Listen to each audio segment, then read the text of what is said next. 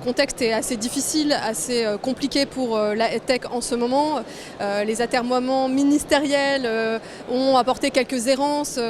Il y a pas mal de coupes budgétaires. C'est vrai que ça rabote un petit peu partout. Donc que ce soit au niveau ministériel ou que ce soit au niveau évidemment des collectivités, évidemment le budget, l'argent est un gros souci donc pour l'achat des ressources numériques comme les nôtres.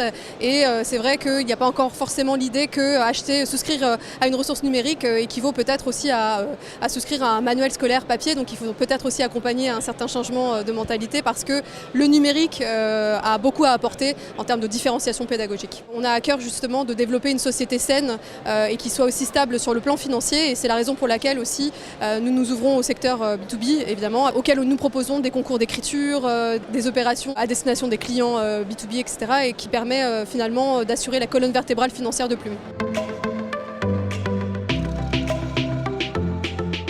Les compétences numériques, que ce soit la pensée informatique, le codage ou alors la littératie numérique, la citoyenneté numérique, tout ça c'est approprié, c'est en cours. En revanche, ce qui fait moins consensus, c'est la pédagogie avec le numérique, avec les outils numériques. Là donc il faut prouver.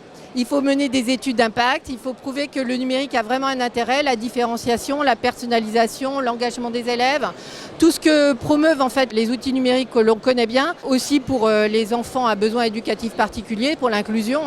Donc on a d'énormes champs à investir et là, on peut dire que les enseignants ont avancé aussi et on avance ensemble.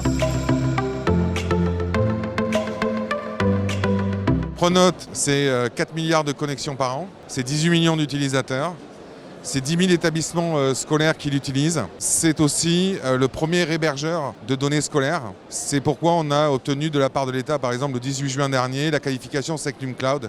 On est au plus haut niveau de sécurité. On a 2500 demandes d'évolution par an. Les établissements nous écrivent pour nous dire il faudrait faire ci, il faudrait faire ça. Donc c'est de l'amélioration en continu. Mais ce qui va se passer l'année prochaine, c'est une nouvelle histoire de Pronote. C'est par exemple l'intégration de services comme le vote électronique pour l'élection des représentants des parents d'élèves, mais aussi des services de confiance, notamment la signature électronique.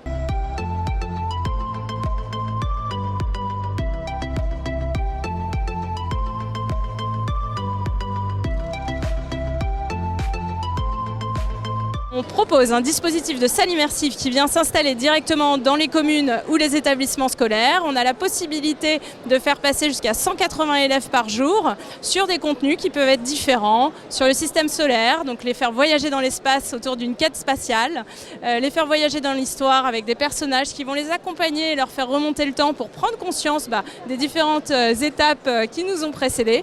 Et bientôt le corps humain et d'autres aventures pour les enfants du primaire, mais également prochainement le collège et le lycée.